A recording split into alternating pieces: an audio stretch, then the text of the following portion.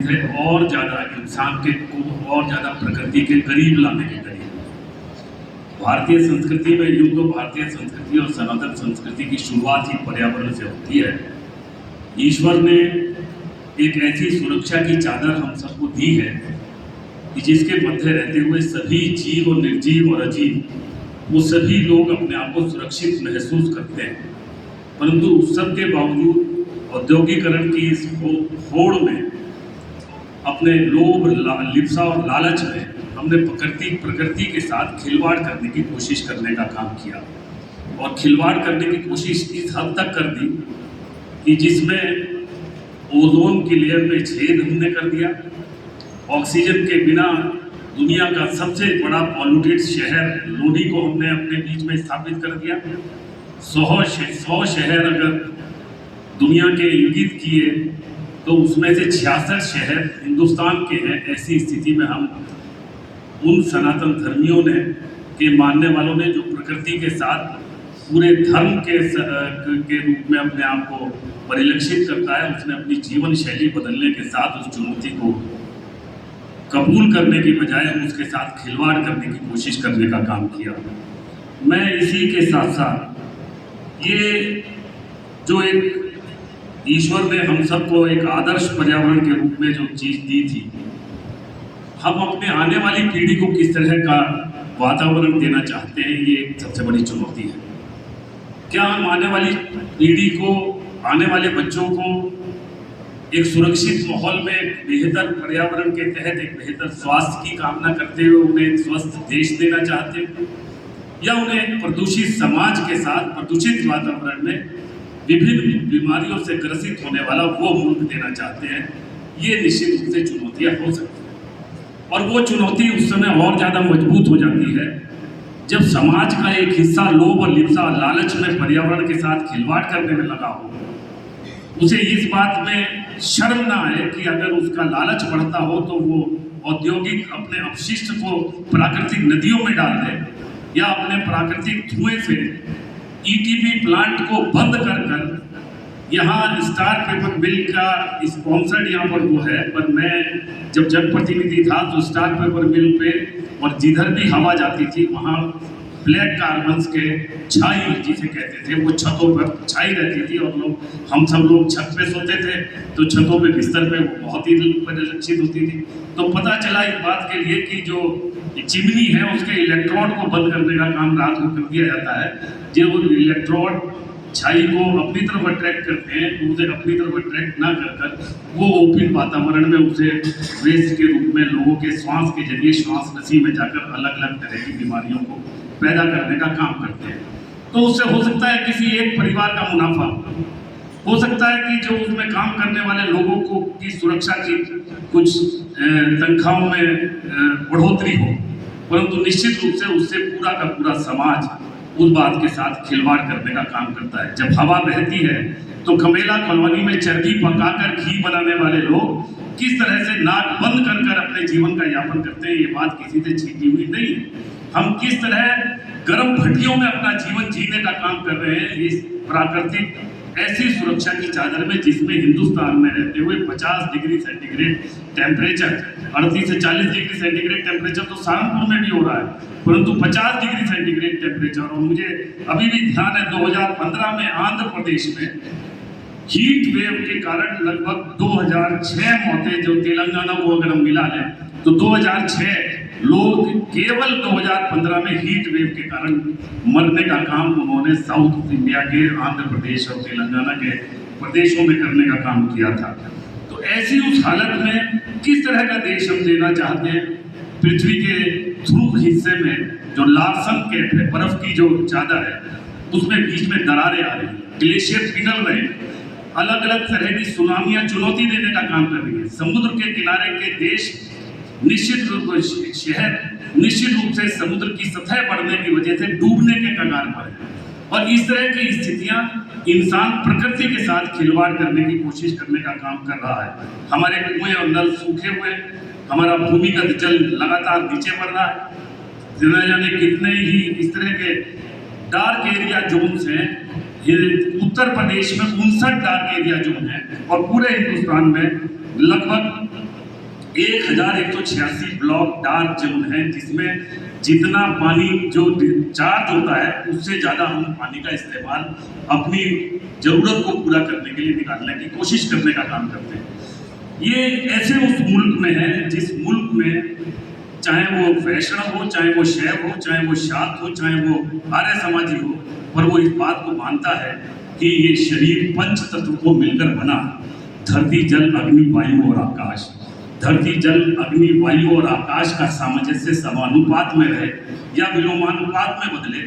इस बात के लिए हमारी पूजा पद्धति में इस बात का संकल्प दिलाने की कोशिश की गई है, जिसे हम इतिश्री समझते हुए परंपरागत रूप में पूजा पद्धति मानने की कोशिश करने का काम कर बैठते हैं। हमें हर बार हम जल छिड़कते हैं तो जल के प्रति समर्पण का भाव रखते हैं, और हम अगर धूप जलाते हैं तो वायु तत्व के प्रति समर्पण का भाव रखते हैं, अग्नि प्रज्वलित करते हैं तो अग्नि तत्व के प्रति समर्पण का भाव रखते हैं, हम घंटा या शंख बजाते हैं तो आकाश तत्व के प्रति संरक्षण का भाव रखते हैं, हम अगर तिलक लगाते हैं तो धरती तत्व के प्रति संरक्षण का भाव रखते हैं। अगर ये संकल्प प्रतिदिन हमारे ऋषियों और मुनियों ने सीख के रूप में, आदत के रूप में हमें डालने की कोशिश करने का काम किया हो, तो ये कैसे हो सकता है कि एक वो व्यक्ति और वो समाज जो धरती जल अग्नि वायु और आकाश को इतना महत्व देकर रोज सुबह याद करता हो और पूजा पद्धति में शामिल करता हो, वो उन्हीं के समानुपात को विलोमानुपात में बदलने में हिचकिचाहट महसूस करने का काम ना करे। तो निश्चित रूप से ये एक बहुत बड़ी चुनौती है। धरती जल अग्नि वायु और आकाश से बना हुआ ये शरीर, ये केवल कहावत नहीं है, बल्कि सच्चाई इस बात के साथ है कि इन पांचों तत्वों के जो गुण हैं वो गुण इस शरीर के अंदर मौजूद हैं। जल का गुण है रस, वायु का गुण है स्पर्श, अग्नि का गुण है रूप, शंख का आवाज का गुण है आकाश, शंख और ये जो हम घंटा बजाने का काम करते हैं, इसी तरह धूप जलाने का काम करते हैं। जल तत्व अग्नि से, वो गंगा से, जमुना से, सरस्वती, कावेरी और सारी नदियों का पानी लेकर छिड़कते हैं रस तत्व के प्रति, और ये पांचों गुण इस शरीर के अंदर मौजूद हैं, इसलिए वो विलोमानुपात में ना बदले, इस बात के संकल्प को भी हमें दोहराने की कोशिश करना चाहिए। मैं इस उम्मीद के साथ कि इंसान का शरीर, अगर शरीर की बायोलॉजिकल भी हम डेफिनेशन लें तो आज 60% पानी इस शरीर के अंदर है। अगर पानी डिहाइड्रेशन जो हो जाता है, पानी पीने को क्यों लोग लगातार कहने की बात करते हैं, किस तरह से कभी डायरिया और वो हम लोगों को बीमारी से ग्रसित करने की कोशिश करने का काम करता है। ये सब चुनौतियां इस तरह की चुनौतियां हैं जो निश्चित रूप से इस बात का एहसास कराती है। नवजात शिशु में 75 से 80% पानी होता है, बुजुर्गों में 45 से 55% पानी होता है, महिलाओं में 50 से 55% होता है, और युवकों में 60% पानी पाया जाता है। 60% पानी हो और उस पानी के साथ हम इस तरह की खिलवाड़ करने का काम करें, तो निश्चित रूप से वो भाव हमारे अंदर होता है कि हम सनातन संस्कृति के मानने वाले लोग इस तरह के भाव के साथ किस तरह के भारत का निर्माण और किस तरह के आने वाली पीढ़ी को अपना योगदान देने की कोशिश करने का काम करते हैं। आपको ताज्जुब होगा कि साउथ अफ्रीका का एक शहर है केप टाउन, 2018 में वहाँ 0 डे घोषित कर दिया गया, क्योंकि जल के जितने भी स्रोत थे वो सूख गए, और वो सूखने की वजह से जो टैप से पानी घरों में मिलता था उसे बंद कर दिया गया, और 50 लीटर पानी राशन की सामूहिक वितरण प्रणाली के जरिए हर इंसान को ये बात हिदायत देते हुए कि 24 घंटे में केवल 50 लीटर पानी में आपको जीवन यापन करना है। उन्होंने अपनी आदत ऐसी बना ली कि जिससे कि कम से कम पानी इस्तेमाल हो। और आज भी उदाहरण केप टाउन का इस बात के लिए दिया जाता है कि उनकी उस संस्कृति और कल्चर का, कि उसने इस तरह से अपने शहर के पानी को बचाकर, उसके बाद बारिश हुई, जल स्रोत को दोबारा से भरा गया, और फिर दोबारा अभी तक उस तरह की नौबत नहीं आई। परंतु निश्चित रूप से 2018 के उस 0 डे के भयानक दिन को याद कर ही रोंगटे खड़े हो जाते हैं हम। और ऐसा नहीं है कि भारत में इस तरह के शहर नहीं हो रहे, भारत में भी इस तरह की बेंगलोर में, चेन्नई में उसी स्टेज पे ये देश पहुंच रहा है कि उन शहरों का अतिदोहन हुआ है। हमारे यहाँ ट्यूबवेल्स में हरियाणा में लगभग 59 से 65% ब्लॉक डार्क जोन है, राजस्थान में 66 से 70% है, पंजाब में 79% है, तमिलनाडु के कई जिले और ब्लॉक गंभीर श्रेणी में, इसी तरह एक्सप्लॉइटेड श्रेणी में डार्क जोन में है, और पश्चिमी उत्तर प्रदेश के 59, सहारनपुर के भी नकुड़ और रामपुर ब्लॉक अति दोहित इलाके में है। अब हम केवल हरियाली या ग्रीन रिवॉल्यूशन के नाम पर खेती के लिए ना इजाज़त मिलने के बावजूद ट्यूबवेल गाड़ लें, और ट्यूबवेल बड़ा मार्जिनल फार्मर और बड़ा फार्मर अगर भूमिगत जिले जैसे भूमि में ट्यूबवेल लगाता है और सीमांत किसान के बराबर के नीचे के पानी को सोख कर उसे ही बेचने का काम करता है, तो ये अपने आप में शर्म की बात होगी या नहीं होगी। परंतु इस तरह की विडंबनाएं भी हिंदुस्तान के अंदर हैं और हो रही है, और लोग लोकतंत्र में वोट के लालच में इस बात की इजाजत भी देने की में हिचकिचाहट महसूस करने का काम नहीं कर रहे, जिस बात के लिए हमें आदतन इस तरह की आदत डालनी चाहिए कि हम प्रकृति के साथ उस तरह का खिलवाड़ ना करें। मित्रों, इस तरह की भावना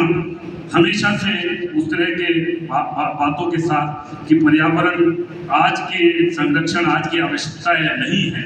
निश्चित रूप से ये भाव हमारे अंदर पैदा करता है कि हम आने वाली पीढ़ी को किस तरह का भारत देने की कोशिश करने का काम करेंगे या नहीं करेंगे। ये अपने आप में एक बहुत बड़ी चुनौती देने का। कचरे को जलाने की, सॉलिड वेस्ट मैनेजमेंट की बात अगर हम करें तो क्या ये में सच्चाई नहीं है कि हम में से कितने लोग ऐसे हैं जो अभी भी केला खाते हैं और छिलका गाड़ी में से बाहर फेंक देते हैं, उसमें आने वाला राहगीर भविष्य में फिसल कर उसकी हड्डी टूटे न टूटे इस बात की फिक्र में नहीं। हमारे में से कितने लोग हैं जो रसोई का वेस्ट एक पॉलीथीन की थैली में बांध कर बाहर फेंक दिया, वहाँ गाय या भैंस ने उसे खाया, उसकी जान चली गई, परंतु हमें उस बात की जान का कोई आकलन हमारे से नहीं हुआ या हमारे अंदर उस बात का दर्द नहीं छिपा हुआ। तो क्या इस बात के लिए हम केवल एक अनुशासन में कूड़े की तरह फेंकने का काम करें, ये काम नहीं कर सकते? क्या प्लास्टिक जो अपने आप में 100 साल भी अगर जमीन के अंदर दबी रहे, तो पॉलीथीन और प्लास्टिक नॉन पॉल्यूटेबल आइटम है, जो एक्यूफ्रेशर्स जितने भी जो जल के स्रोत सोखने की शक्ति मृदा की है, उसे न केवल कम करते हैं बल्कि एक पॉल्यूटेंट के रूप में उसे आप किसी भी खेत में चले जाइए, किसी भी कूड़े के ढेर में चले जाइए, रंग बिरंगी पॉलीथीन चमक रही होंगी, अपने मुंह दिखाकर आपको चिढ़ा रही होंगी कि किस तरह से। और उसके बावजूद अगर नगर निगम एक्शन लेता है तो नगर निगम के एक्शन लेने के बाद हमारे पास बेशरम होकर लोग इस बात के लिए आते हैं, देखो ये नगर निगम चालान कर रहा है। नगर निगम चालान करेगा पॉलीथीन का अगर आप इस्तेमाल करेंगे? आप क्यों नहीं कपड़े के थैले का या इस तरह के चीज़ों का इस्तेमाल करते हैं जो कि गलने का काम कर सके? परंतु इस सब के बावजूद ये जागरूकता की कमी है और हम लगातार इस बात की जागरूकता की कोशिश भी करने का काम कर रहे हैं। आपने अधिकतर देखा होगा, आप घर में बाहर हो या घर के अंदर हो, चाय मंगानी हो, चाय वाले के गए, पॉलीथीन में चाय ले आए, पॉलीथीन में मौसमी का जूस ले आए, पॉलीथीन में दूध ले आए। आपको नहीं पता कि आपकी ना जानकारी के कारण केवल आपके घर तक पॉलीथीन में आई हुई चाय, जूस अथवा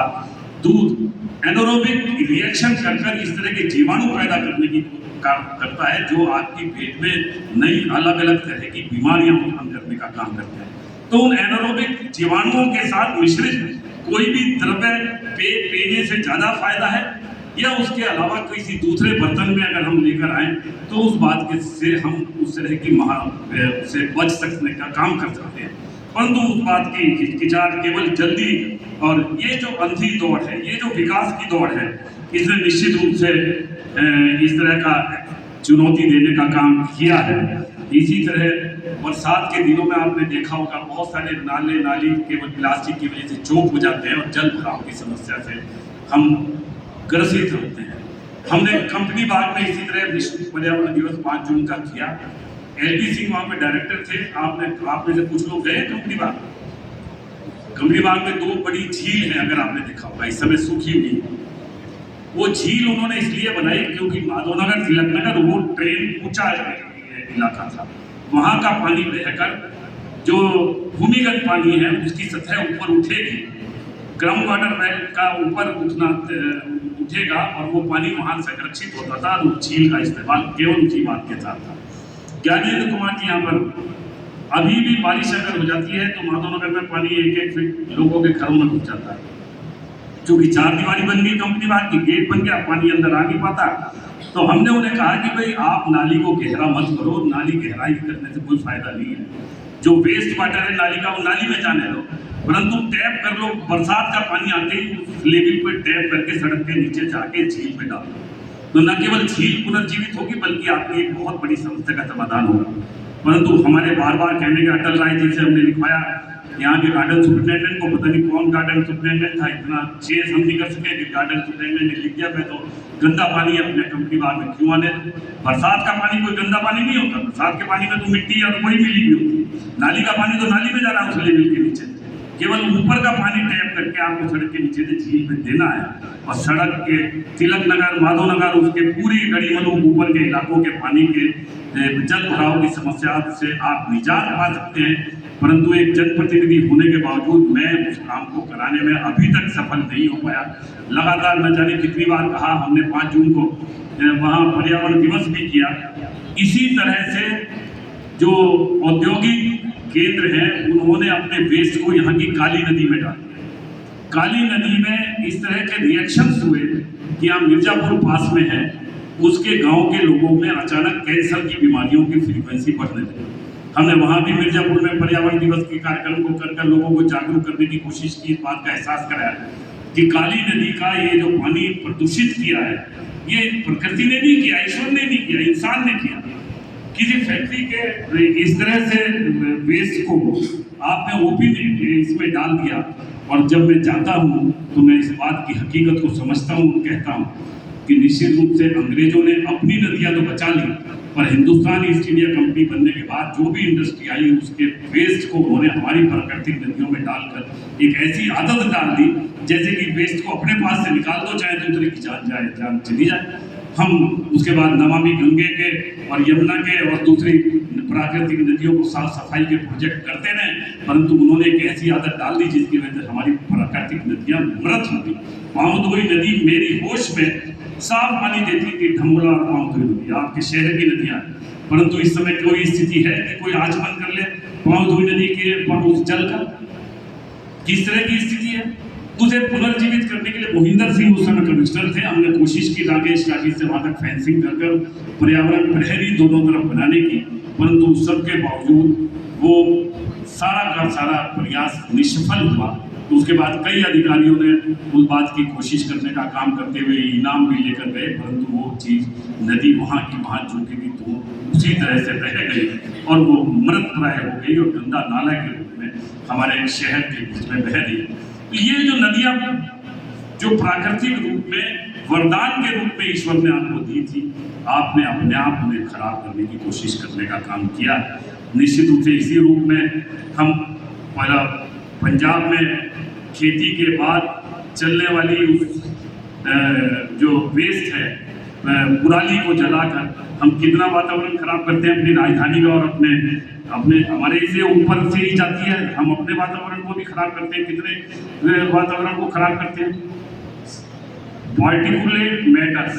2.5 पार्टिकुलेट मैटर्स का डेफिनेशन रखी गई और इंटरनेशनल उसके द्वारा जो पूरे के पूरे 12 महीने का एक एवरेज निकालती है। उस एवरेज के हिसाब से उन्होंने 100 देशों की चिन्हित किया, 100 शहरों को दुनिया के जो सबसे ज़्यादा प्रदूषित है, और उन 100 शहरों में 66 शहर हिंदुस्तान के और 66 शहरों में सबसे ज़्यादा प्रदूषित राजधानी दिल्ली है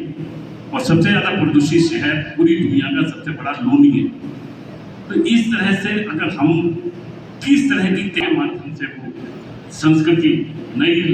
तरह से लोगों तक पहुंच सके, इस बात की चेष्टा के साथ मैनेजमेंट ने कोशिश की है कि अलग अलग टॉपिक पर आप लोगों को एक्टिविटीज किया जा सके, जानकारी दी जा सके, जिस जानकारी के को साथ लेकर आप निश्चित रूप से उस बात को महसूस करने की कोशिश करने का काम कर सकें। अंतर्राष्ट्रीय स्तर पर इस तरह की बहुत सारी कोशिशें हुई और अंतर्राष्ट्रीय स्तर पर 1992 में सबसे पहले United nation framework convention on climate change, जलवायु परिवर्तन पर वैश्विक सहयोग की शुरुआत हुई। 1995 में पहला COP सम्मेलन, ये कन्वेंशन ऑन डिफरेंट पार्टीज, ये बर्लिन में हुआ, जिसमें भविष्य के अहमकारी समझौते की तैयारी, बाध्यकारी समझौते की तैयारी की कि जो सभी लोग कमिट कर सकें, सभी राष्ट्र कमिट कर सकें। और 1997 में क्योटो प्रोटोकॉल अपनाया गया। क्योटो प्रोटोकॉल जापान का क्योटो एक शहर है जिसमें पूरी दुनिया के लोग, लगभग 200 देशों के लोग इकट्ठा हुए और उन्होंने विकसित देशों ने कानूनी उत्सर्जन का लक्ष्य तय किया कि हम अपना उत्सर्जन कम करेंगे। जो उत्सर्जन हम फॉसल फ्यूल को जलाकर डीजल या पेट्रोल के रूप में करते हैं, जो हम एसी के माध्यम से निकलने वाले उत्सर्जन ग्रीन हाउस इफेक्ट गैसेस के माध्यम से हम करते हैं, उस उत्सर्जन को विकसित मुल्क और विकासशील मुल्क आपस में कम करने की कोशिश करने का काम करेंगे। ये क्योटो प्रोटोकॉल 2005 में लागू हुआ। 2007 में बाली एक्शन प्लान 2012 के बाद की जलवायु नीति की रूपरेखा तय करता है, और उसके बाद 2009 में कोपेनहेगन एकॉर्ड जो 2 डिग्री सेंटीग्रेड टेम्परेचर बढ़ना तय है 1950 तक, 1930 तक, उस 1930 के 2 डिग्री सेंटीग्रेड टेम्परेचर जो पहले तय हुआ था उसे बढ़ा कम कर ये कोशिश हुई कि हम इस तरह के उत्सर्जन करेंगे जिससे 1.5 डिग्री सेंटीग्रेड से ज़्यादा टेम्परेचर ना बढ़ पाए किसी भी देश का। तो अपने अपने तरह से मुल्क इस बात की कोशिश कर रहे हैं, परंतु विकसित मुल्क अपने आराम में कमी ना कर कर निश्चित रूप से एयर कंडीशन और उन तमाम चीज़ों के माध्यम से ये जो लड़ाई आप ईरान की और ये सब देख रहे हैं, ये सब फॉसल फ्यूल के को लेकर डीजल और पेट्रोल की लड़ाई है कि किस तरह से उस पर कब्जा हम लोगों का साबित हो सके। उस बात को लेकर कोई ये डिक्टेटर अजीब तरह से उस बात की भावना को रखने की कोशिश करने का काम कर रहा है। इसी तरह से ग्रीन क्लाइमेट फंड एंड तकनीकी सहयोग की दिशा में फिर डरबन प्लेटफॉर्म हुआ, फिर दोहा संशोधन हुआ जिसमें क्योटो की दूसरी अवधि 2013 से 2020 की अवधि स्वीकृत की गई, फिर वार्सा में 2013 में हुआ, और 2015 में जो अभी तक लागू है पेरिस एग्रीमेंट हुआ। एक ऐसा देश जो इस तरह की सनातन संस्कृति को सामने रखता हो, जो जीव और अजीव में जो प्रकृति के साथ जुड़े हुए उन तमाम अवयवों को साथ देकर देखता हो, जो वृक्षों के अंदर भी उस जीव का एहसास करता हो, जो जीवों के अंदर पशुओं के अंदर भी उस जीव का एहसास करता हो, जो माँ गाय माता को माँ मानकर 33 करोड़ देवी देवताओं के उसमें सहजता के साथ भाव का एहसास करता हो, जो न जाने कितने ऐसे वो हैं जो अपने देवी देवता जिनकी सवारियों के रूप में उसके प्रति सम्मान कर सकता हो। माँ दुर्गा का हम सम्मान करते हैं, पर शेर का भी हम उसी के साथ सम्मान करते हैं जिसकी वो सवारी करती है। उसी के साथ हाथी का हम सम्मान करते हैं तो रुद्र और ऐरावत का हम सम्मान करते हैं। हम सांड का सम्मान करते हैं तो नंदी के रूप में शिव को याद करते हैं। हम बंदर का हनुमान के रूप में याद अपने मन में करते हैं। हम घोड़े को सूर्य के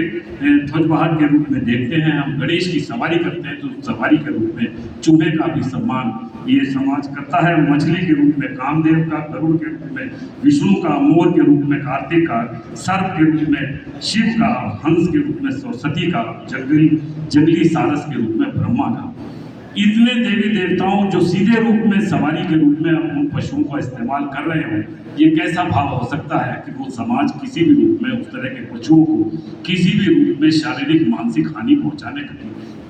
विचार भी अपने अंदर लाने की कोशिश करने का काम कर सके। ये सब उसी प्रकृति के हिस्सा है। एक को एक्सिस्टेंस की बात है कि हम किस तरह से एक दूसरे के साथ एक्सिस्ट, आज किस तरह से गिद्ध क्यों खत्म हो गए, ये प्लास्टिक और मानव की उस क्रियाविधि की वजह से आज गिद्ध लुप्त प्रजाति हो गई, जो लगभग मेरे ख्याल हमने अपनी होश में देखा था, पर अब हमें गिद्ध कहीं भी मंडराते हुए दिखने का काम नहीं करते। तो ये इस तरह के रिएक्शन से हम किस तरह से बच सकें, ये एक सवाल है। और इसी रूप में हमने अपने त्योहारों को भी लिया है। हमारा हर त्यौहार किसी न किसी प्रकृति के साथ सीधे रूप में हमें जोड़ता है। हम मकर संक्रांति का त्यौहार करते हैं तो किस तरह से उत्तर की तरफ, उत्तरायण की तरफ सूर्य जा रहा है, क्या इस दिशा के लिए हम मकर संक्रांति को नहीं मनाते और उसी मकर संक्रांति को कोई पोंगल के रूप में और किसी रूप में देश के अलग अलग हिस्सों में उस त्यौहार को मनाने की कोशिश होती है। हम बसंत पंचमी को बसंत ऋतु की रूप में आलिंगित करने का काम नहीं करते। हम होली को शीत ऋतु के अंत में और बसंत ऋतु के आगमन के रूप में मनाने की कोशिश जहाँ प्रहलाद की थ्योरी है, वहाँ उसी के साथ इस बात की भी मान्यता है। हम बैसाख की शुरुआत में बैसाखी के त्योहार पे गंगा में आचमन कर अपने गंगा में डुबकी लगाने का काम करते हुए पापों का किस तरह से बहुत समाप्त हो सके इस बात की बात नहीं करते। हम अक्षय तृतीया में किस तरह से प्रकृति की समृद्धि, हरियाली तीज पर वर्षा ऋतु और हरियाली के स्वागत, नाग पंचमी में सर्पों की पूजा, गोवर्धन पूजा में भगवान श्री कृष्ण के द्वारा अपनी उंगली में उठाकर गोवर्धन की पूजा करने की कोशिश, और छठ पूजा में सूर्य और जल के प्रति अर्घ देकर उनके प्रति सम्मान, और गंगा दशहरा में माँ गंगा के अवतरण की उस कहानी, और तुलसी विवाह में तुलसी पौधे की पूजा, और आंवला नवमी और नवसात्री सावित्री व्रत में बरगद वृक्ष की पूजा। क्या है ये सब हमारे संस्कारों में संस्कारित नहीं है? और अगर है तो इनके साथ खिलवाड़ किस बात का? और अगर उनके साथ भी विलोमानुपात बदलने की कोशिश करने का काम होता है तो निश्चित रूप से बहुत बड़ा सवाल हम सबके सामने खड़ा होता है। हम अशोक के पेड़ को याद करते हैं तो इंद्र, सीता, विष्णु, बुद्ध को याद करते हैं। हम बेल के पत्तियां क्यों भगवान शिव पर अपनी पूजा में शामिल कर चढ़ाने की कोशिश करने का काम करते हैं। हम कदम्ब में कृष्ण जी को देखते हैं, हम आम के पेड़ में माँ लक्ष्मी और बुद्ध को देखते हैं, पीपल में विष्णु और लक्ष्मी को देखते हैं, व्रत की पूजा करते हैं तो ब्रह्मा, विष्णु, महेश इन तीनों को याद करते हैं। इतना ही नहीं बल्कि हमारे कौटिल्य अर्थशास्त्र में जो इंगित किया गया लोगों को परिमार्जित करने के लिए, लोगों को सीख देने के लिए, उन्होंने कहा कि पासु न्यासे रर्थामा मठ भागो दंडा पंदो के सन्नदि यदि राजमर्गा द्विगुण पुण्य स्थानों दो स्थान देव ग्रह राज परिग्रहेशु ऋणोत्तरा विष्ठा दंडा मुद्रेश भद्रा दंडा, यानी सार्वजनिक मार्ग पर कूड़ा कचरा धूल मिट्टी डालने पर 1 से 8 स्वर्ण मुद्राओं का दंड उस समय देने की का उल्लेख किया गया है। उस सब के अलावा जो कीचड़ फैलाए उसे 1 से लेकर 4 पान यानी स्वर्ण मुद्रा दंड, और दोनों अपराध करें तो ये दंड 2 गुना हो जाएगा। किसी मंदिर, कुएं अथवा तालाब के पास किसी पवित्र स्थल पर और सरकारी संस्थान के पास मल फेंकने पर अपराध के लिए 1 स्वर्ण मुद्रा का दंड, और सार्वजनिक स्थल पर मूत्र करने के लिए यह दंड आधा किया जाए। यानी कितनी बारीकी तक हमारे ऋषि और मुनियों ने इस तमाम चीज़ों का उल्लेख करने की, सीख देने की कोशिश करने का काम किया। ये हम इंसानों के ऊपर है कि हम किस तरह का जीवन यापन कर, किस तरह के संस्कारों से आगे बढ़ने की कोशिश करने का काम कर रहे हैं। ये बहुत बड़ा सवाल हमारे सामने है। मैं धन्यवाद देना चाहता हूँ, यहाँ संघ के पर्यावरण प्रमुख भी बैठे हैं कि संघ ने इस बात की चुनौती को कबूल करते हुए अपने पंच परिवर्तन में सबसे पहला परिवर्तन पर्यावरण का इसी आशय के साथ रखा कि हम प्रकृति के साथ किस तरह से अपना रिश्ता बना सकें, अपने संस्कारों के साथ अपने आप को किस तरह से जोड़ने का काम कर सकें। ये संस्कारों के साथ अगर हम जुड़ेंगे, अगर हम पंच तत्व के महत्व को समझेंगे तो वो बात केवल कहने के लिए नहीं है बल्कि उन पंच तत्वों की महत्ता की इंपॉर्टेंस को समझने की जरूरत है। अभी प्रयागराज में कुंभ हुआ तो एक बैंक बनाया गया जिसमें प्लास्टिक की थाली, थैली या गिलास का इस्तेमाल ना करें। इस बात के लिए उन्होंने लाखों थालियां इस आशय के साथ बांटी और उनका बैंक बनाया जहां पर भी इस तरह का बड़ा आयोजन हो वहां बैंक के जरिए प्लास्टिक को बैन किया जा सके। तो निश्चित रूप से इस तरह की भावनाएं और इस तरह की प्रेरणाएं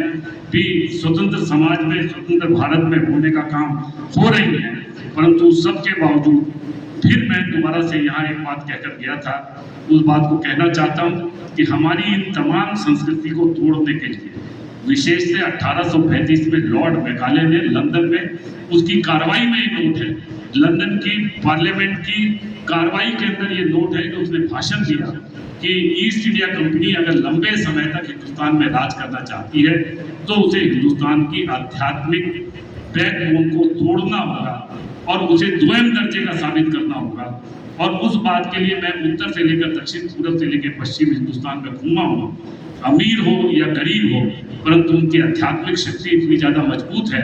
कि उस सब के बाद वो किसी दूसरे की सुनने को तैयार नहीं है। ऐसी उस स्थिति में तभी 1836 में हिंदुस्तान में लॉर्ड मैकाले की प्रणाली जारी हुई, जिसके पैरेलल संघ ने आप जैसे विद्यालयों का गठन कर कर लोगों को उस तरफ प्रेरित करने की कोशिश करने का काम किया है। मैं समझता हूँ कि ईस्ट इंडिया कंपनी का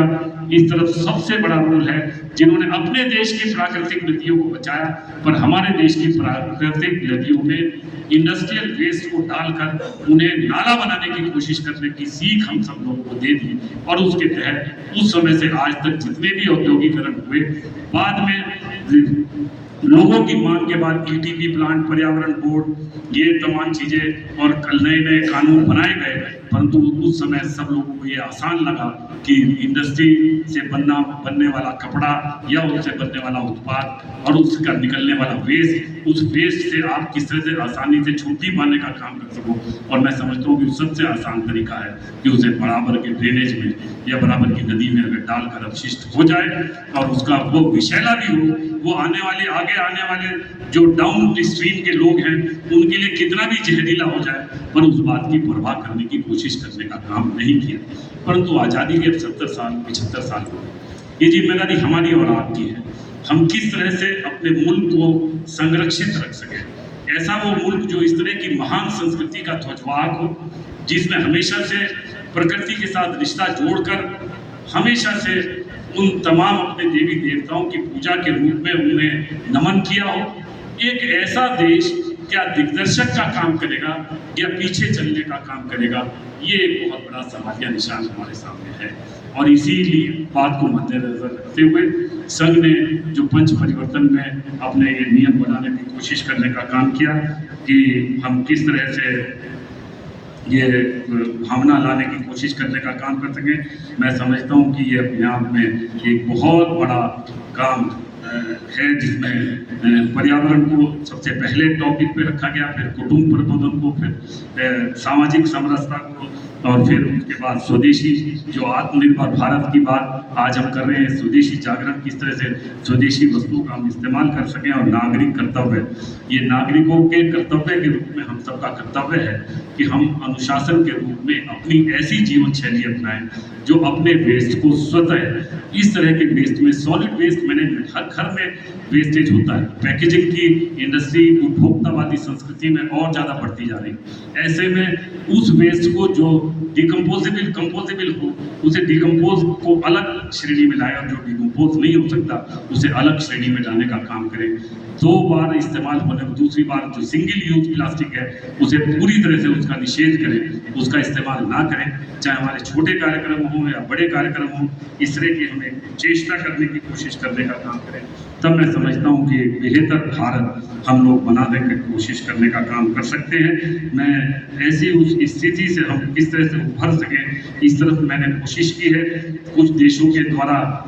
उठाए गए, जो भारत के द्वारा उठाए जा रहे कदम हैं, उनकी तरफ भी मैं चर्चा कर दूं कि जितनी भी रिन्यूएबल एनर्जी है, फॉसिल फॉयल से हमारी डिपेंडेंसी कम हो, क्योंकि फॉसिल ऑयल हमारे यहाँ कम होता है। ऐसे में जो अभी हॉर्मूज पे हुआ, तो किस तरह की इमरजेंसी पूरे के पूरे देश में, चाहे वो आपके रसोई में काम आने वाली गैस हो या आपके डीजल पेट्रोल और उसके आधारित इंडस्ट्रीज हो, उन सबको उसमें झेलना पड़ा और उसकी वजह से महंगाई भी हुई। तो अगर हम आत्मनिर्भरता की तरफ बढ़ने की काम करेंगे, उस तरफ कोशिश करेंगे, तो निश्चित रूप से जो आइंस्टीन ने कहा था कि एनर्जी को कभी भी खत्म नहीं किया जा सकता, एक एनर्जी दूसरी एनर्जी में कन्वर्ट तो होने का काम कर सकती है। और इसलिए भारत सरकार इस समय रिन्यूएबल एनर्जी की तरफ, जो सूर्य घर के माध्यम से सभी घरों को रोशनी हो सके, उस बात के लिए चाहे सोलर प्लेट देने की बात हो, सोलर एनर्जी जो तापमान बढ़ रहा है उसके माध्यम से उसे इलेक्ट्रिकल एनर्जी में कन्वर्ट कर अपनी काम को, अपनी चीज़ों की ज़रूरत को पूरा करने की कोशिश करने का काम कर सकें। हम विंड एनर्जी को किस तरह से कन्वर्ट इलेक्ट्रिक एनर्जी में कर सकें, उस बात के लिए विंड मिल्स की तरफ हिंदुस्तान ने अपनी पूरी कोशिश करने का काम किया है। हम वनों के संरक्षण और वृक्षारोपण के कार्यक्रम बढ़ाएं, इस बात के लिए भी कार्बन क्रेडिट देकर सरकार इस बात की मंशा कर रही है कि किस तरह से सरकार ने इस बात की भी कोशिश की, अगर कहीं कोई पेड़ काटना है तो उस पेड़ के काटने से वो पेड़ जितनी कार्बन को सोखता है, जितनी कार्बन डाइऑक्साइड को सोखता है, उसके लिए उतना बड़ा पेड़ कहाँ आप लगाएंगे, वो लगाएंगे नहीं लगाएंगे, उतना दंड आपको देना पड़ेगा, तब जाकर क्योंकि उस खर्चे के साथ वन विभाग पेड़ को लगाएगा और उतना बड़ा पेड़ करने में जितनी उसकी परवरिश में खर्चा होगा वो खर्चा आपको करना पड़ेगा। तो इस तरह के जो कानून बनाने की बात है, वो इस समय इलेक्ट्रिक व्हीकल्स बीच में इस पीरियड में बहुत ज़्यादा प्रमोशन हुआ। सरकार को उसमें सब्सिडी देने की घोषणा शुरू में करनी पड़ी, परंतु लोगों का रुझान अब इलेक्ट्रिक व्हीकल्स की तरफ और ज़्यादा बढ़ रहा है। इसी तरह से राष्ट्रीय स्तर पर हमने अपने इस तरह के मानक तय करने का काम किया है, जिन मानकों के आधार पर हम इन तमाम चीज़ों को चलाने की कोशिश करने का काम कर सकें। मैं समझता हूँ कि मैं जब जनप्रतिनिधि था तो अपने लालच की वजह से दूसरी विचारधारा के साथ जुड़कर यहाँ पे जनप्रतिनिधि था, परंतु इस समय जो पंच परिवर्तन का संकल्प हमारे माननीय प्रधानमंत्री जी ने लाने का काम किया, माननीय प्रधानमंत्री जी ने कहा कि हम विकसित भारत का निर्माण करने की बात करेंगे और विकसित भारत के साथ हम किस तरह से गुलामी की मानसिकता से किस तरह से हम मुक्ति पाने का काम करते हैं। ये जो गुलामी की मानसिकता इस पिछले 300-400 साल अंग्रेजों के और उससे पहले क्या हुआ, भारत के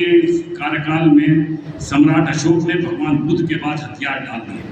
और उनकी चौथी या पांचवी पीढ़ी के बाद डिफेंस का बजट आपका खत्म कर दिया गया और सबसे पहले गुलाम आपका अफगानिस्तान था, जहाँ भगवान बुद्ध की मूर्ति भी उन्होंने तोड़ने में हिचकिचाहट नहीं महसूस किया। उन्हें लगा कि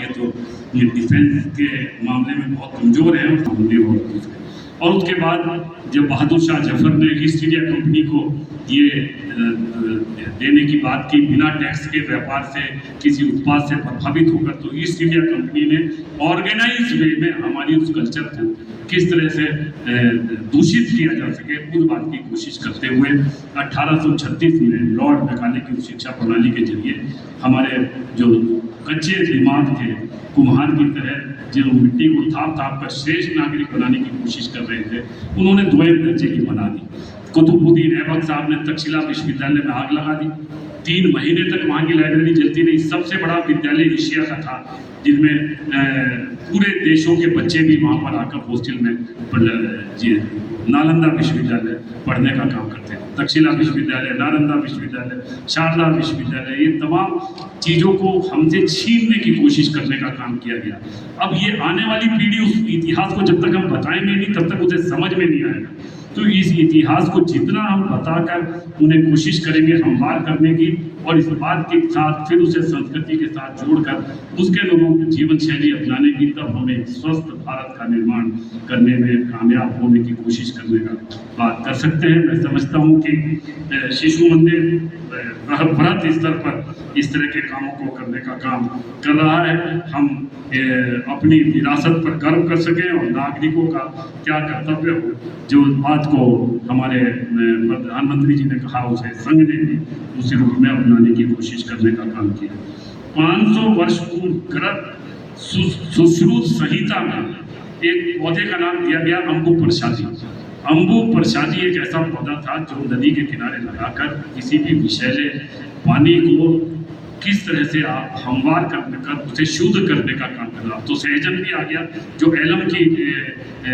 क्रियाओं को और ज़्यादा तेजी के साथ बढ़ाता है। अगर हम पाँव धोई नदी के किनारे अम्बु प्रसादी और सहजन के पौधे को लगा दें तो उससे बहुत बड़ा क्रांतिकारी परिवर्तन होगा। ये सुझाव भी हमने दिया था, परंतु प्राथमिकताओं की दिशाओं में काम ना करते हुए दूसरी दिशाओं में फैसले हुए उस नाते से इस तरह के काम नहीं हो सके। मैं इन तमाम चीज़ों से कि जो हम दोयम दर्जे का, आज भी मैं जगह पढ़ रहा था कि इंग्लैंड का एक सबसे बड़ा सर्जिकल हॉस्पिटल है, उसने महर्षि सुश्रुत की मूर्ति लगाकर उसकी पूजा करने का, मतलब उसे सम्मान देने का काम किया। महर्षि सुश्रुत को अगर हम हमें कहें कि भाई वो सबसे बड़ा सर्जन था, तो इसमें हमें ये भाव लाने में भी अभी शर्म महसूस होने का काम होता है। अगर हम ये कहें कि वैदिक मैथमेटिक्स हिंदुस्तान ने पैदा करने का काम किया, अगर हम ये कहें कि जीरो का आविष्कार आर्यभट्ट ने किया, तो इसमें क्या गलत बात हम कर रही है। तो इतिहास इस बात का गवाह है। महर्षि कर्नाड ने परमाणु संरचना आज भी ऋग्वेद का संज्ञान लेता है नासा। अगर उसे 2 प्लेनेट्स के बीच की दूरियां या कोई भी सवाल जिसमें वो उलझ जाए तो वो ऋग्वेद का आज भी रेफरेंस लेता है और रेफरेंस लेकर अपने फैसले करने की कोशिश करने का काम करता है। तो निश्चित रूप से वो भाव जो महर्षि नागार्जुन एक प्रमुख रसायन शास्त्री थे, धातुकर्मी थे, महर्षि बोधायन जिन्होंने बोधायन का प्रमेय पाइथागोरस की प्रमेय को किया, महर्षि कर्ण जिन्होंने वायु विज्ञान को किया, कपिल मुनि जिन्होंने सांख्य शास्त्र को तत्व पर आध्यात्मिक ज्ञान दिया, महर्षि पाणिनि जिन्होंने भाषा और व्याकरण शास्त्र को आज भी अगर एआई की बात की जाए तो एआई की बेस्ट लैंग्वेज के रूप में दुनिया में संस्कृत को लिया जाता है, क्योंकि संस्कृत की बिंदी और हर शब्द क्या व्याख्या अलग अलग है। आप पीयूटी फुट कहेंगे और पीयूटी पुट नहीं कहेंगे, बट कहेंगे। इसलिए कोई भी मशीन उस बात से कंफ्यूज होगी, वो अंग्रेजी को ना समझकर बल्कि संस्कृत को और ज्यादा बेहतर और बेस्ट लैंग्वेज समझने का काम करती है। निश्चित रूप से उस बात के लिए हमें महर्षि पाणिनि का धन्यवाद देना चाहिए। महर्षि पतंजलि जिन्होंने योग की शुरुआत की, महर्षि धन्वंतरि जिन्होंने कई हजार वर्ष आयुर्वेद की वो की, महर्षि चरक जिन्होंने चरक संहिता 100 ईसा से भी 100 साल पहले करने का काम किया, और महर्षि अगस्त जिन्होंने सिद्धा की शुरुआत करने की कोशिश करने का काम किया। मैं समझता हूँ कि ये जो हमारी धरोहर है, ये जो हमारी संस्कृति के दैदिप्यमान दीपक हैं,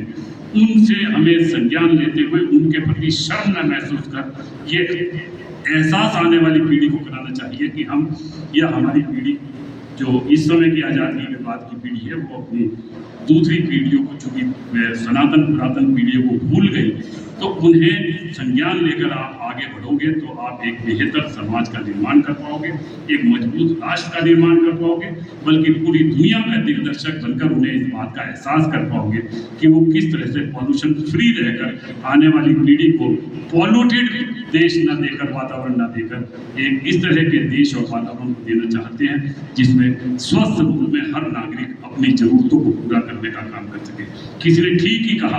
कि प्रकृति जरूरत हर इंसान का पूरा करने की क्षमता रखती है, पर लालच एक व्यक्ति का पूरा नहीं किया जा सकता। निश्चित रूप से उस भाव को अपने मन में धारण करते हुए हम आप सब लोग अपने आने वाली पीढ़ी को एक इसी तरह की शिक्षा आगे देने की कोशिश करने का काम करें। मैं समझता हूँ कि यही मंतव्य है मैनेजमेंट कमेटी का, यही मंतव्य है जो शिशु मंदिर और सरस्वती महाविद्या मंदिर के तमाम आयोजकों का। इस आंदोलन को आगे बढ़ाकर हम एक इस तरह का बफर ग्रुप तैयार करने की कोशिश करने का काम करें जिससे कि अट्रैक्ट होकर और दूसरे बच्चे भी उस तरफ रुझान लेकर एक इस तरह की प्रकृति अपने अंदर अनुशासन के रूप में जीने की कोशिश करते हुए एक स्वस्थ भारत का निर्माण कर सके। मैं समझता हूँ कि मैंने कोशिश की है, उसके बावजूद भी किसी के मन में कोई प्रश्न है तो वो प्रश्न भी मुझसे पूछ सकता है, परंतु उस सब के बाद हम आप सब लोग मिलकर एक बेहतर पर्यावरण के लिए, पर्यावरण केवल एक चर्चा करने का मुद्दा नहीं है, पर्यावरण एक जीवन शैली है, पर्यावरण एक अनुशासन है, पर्यावरण प्रकृति के साथ हमारे उस रिश्ते को जोड़ता है जो बच्चे के जन्म लेने से लेकर बच्चे के बूढ़ा होने के बाद और उसके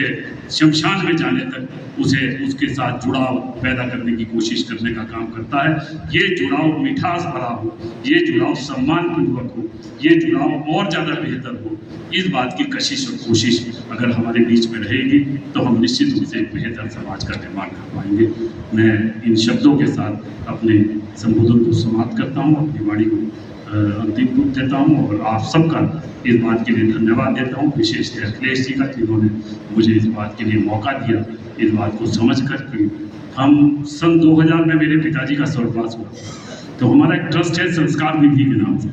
संस्कार विधि के नाम से 5 जून को उनका स्वर्गवास हुआ था, तो 5 जून को विश्व पर्यावरण दिवस भी था। हम तब से हर वर्ष पर्यावरण दिवस का कार्यक्रम अलग अलग टॉपिक्स पर आयोजित कर रहे हैं। पर्यावरण दिवस के जब पर्यावरण और पॉलीथीन, पर्यावरण और युद्ध, पर्यावरण और मृत प्राय नदियाँ, पर्यावरण और जल संरक्षण, पर्यावरण और ये अलग अलग रूप में हमने इस पर्यावरण के प्रति जागरूकता पैदा करने की कोशिश की है, परंतु उस सब के बावजूद कोई अकेला दीपक किसी भी रूप में समाज को ये समझते हुए भी कि लोग उस बात को मानेंगे, परंतु वो एक केवल क्या कहना चाहिए कि पुलिया में गुड़ फोड़ने जैसा ही रहा। मैं समझता हूँ कि एक व्यापक रूप में दुनिया के सबसे बड़े संगठन के रूप में संघ ने जब इस चरित्र को अपनाने की कोशिश करने का काम किया है अपने पंच परिवर्तन में, तो हम एक इस तरह का अनुशासन सभी समाज के हिस्से में लाने की कोशिश करने का काम करेंगे। और आप सब लोग वो कुम्हार हैं जो कच्ची मिट्टी को थाप कर एक बेहतर शेप देने का काम कर सकते हैं, इसलिए आप लोग अपनी जिम्मेदारी का एहसास करते हुए अपने अपने विषयों के साथ ये विषय भी किसी न किसी रूप में टच कर बच्चे के मन में अगर बैठाने की कोशिश करेंगे तो एक बेहतर राष्ट्र का निर्माण होगा। बहुत बहुत धन्यवाद। बहुत बहुत